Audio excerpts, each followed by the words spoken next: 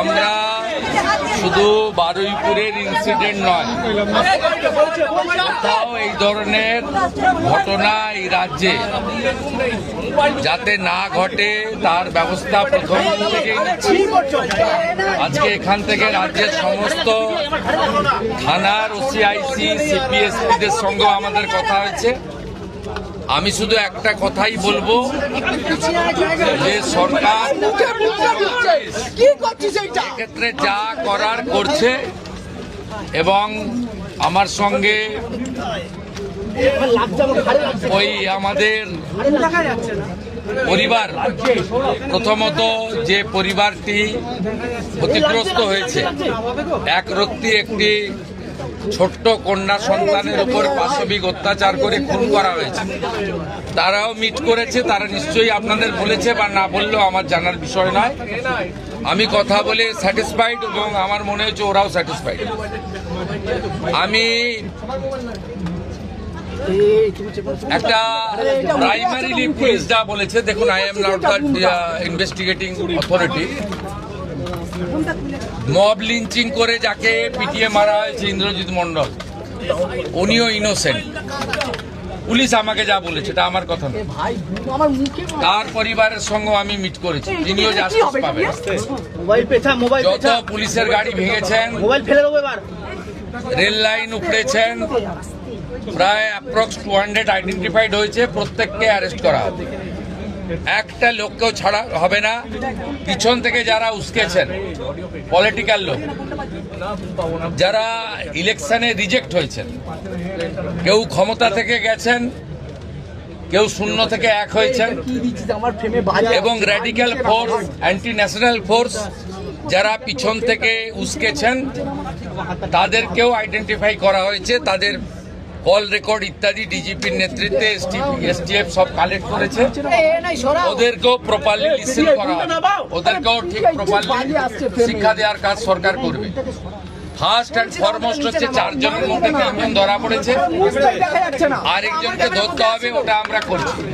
Regarding compensation, regarding assistance, আমরা দুটো পরিবারের উপরই ছেড়ে দিয়েছিলাম।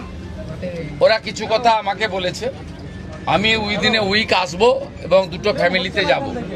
তখন সরকার, ওরা যা চেয়েছে, সরকার যা করলো দেখতে পাবেন।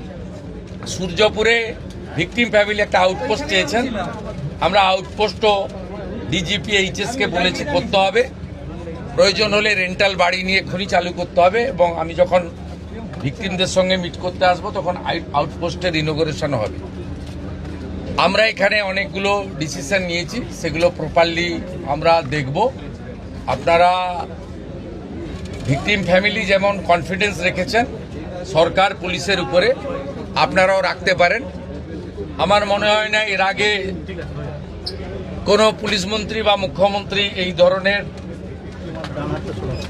পীড়িত পরিবারের কথা শুনেছেন বা বলেছেন। আমি এটা মনে করি এটা ডিউটি, আগের লোক করেনি বলে যে আমি করব না তা না। আমি এখানে এমপি এমএলএ পলিটিক্যাল পার্টিকে ডেকেছিলাম। এমপি সায়নী ঘোষ তিনি মিট করেছেন, মাননীয় বিধায়ক প্রাক্তন স্পিকার বিমান ব্যানার্জি মিট করেছেন। 1-to-1 কথা হয়েছে, সেটা আমি বাইরে বলবো না। আমার মনে হয়েছে তারাও স্যাটিসফাইড। বিজেপি 3 জন এমএলএ মিট করেছেন, গোসাবার বিকন্ন নস্কর, রূপা গাঙ্গুলি এবং দেবাশিস ধর। তারাও কিছু বক্তব্য আমাকে বলেছেন, তাদেরকেও আমি সরকার এবং পুলিশের কতটা প্রোগ্রেস হয়েছে ব্রিফ করেছি। আমার বিশ্বাস, এবং এখান থেকে আমি ভার্চুয়ালি গোটা রাজ্যের সমস্ত থানার সঙ্গে যুক্ত হয়েছি, আমি তাদের পরিষ্কার বলেছি যে ঘটনা রোধ করতে হবে এবং প্রপার আপনার যে প্রসিডিওর আছে, ভারতীয় ন্যায় সংহিতা, সুপ্রিম কোর্টের একাধিক গাইডলাইন, জাতীয় মহিলা কমিশন, জাতীয় মহিলা শিশু রক্ষা কমিশন, পস্কো অ্যাক্টসের আয়তাও যে গাইডলাইনগুলো আছে, হিউম্যান রাইটস কমিশনের যে গাইডলাইনগুলো আছে, রাজ্য সরকারের যে বর্তমান সরকারের যে মনোভাব, বারে বারে মুখ্যমন্ত্রী যে কথাগুলো বলছেন, তার মন্ত্রীরা বলছেন, ডিজিপি যে নির্দেশ দিচ্ছেন এগুলো আপনাকে ফলো করতে হবে। আমরা পুরো বিষয়টা দেখেছি। এখানে মিসিং ডায়েরি হয়েছে আগের দিন রাত্রিবেলা 11:50 PM। তারপরে ক্রমান্বয়ে যে ঘটনাগুলো হয়েছে মিনিট টু মিনিট আমি প্রাইমারি অ্যানালাইসিস করেছি। সূর্যপুর থানার ক্যাম্প ইনচার্জ দিদেন IC Baruipur, SDPO Baruipur, additional SP Baruipur in presence of the DGP and SP ADG IG আমরা আমাদের পার্টও পুরো অ্যানালাইসিস করেছি। আমি ডিজিপিকে 72 ঘন্টা টাইম দিয়েছি।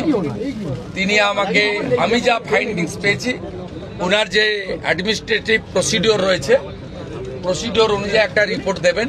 রিপোর্ট দেওয়ার পরে অ্যাডমিনিস্ট্রেটিভ পার্টে আমাদের যে অ্যাকশন নেওয়ার, আমাদের কোনো লোকের যদি কোনো ওই টাইমের মধ্যে কোনো শিথিলতা থাকে 1%ও, সেক্ষেত্রেও খুব স্ট্রং অ্যাকশন নেওয়া হবে।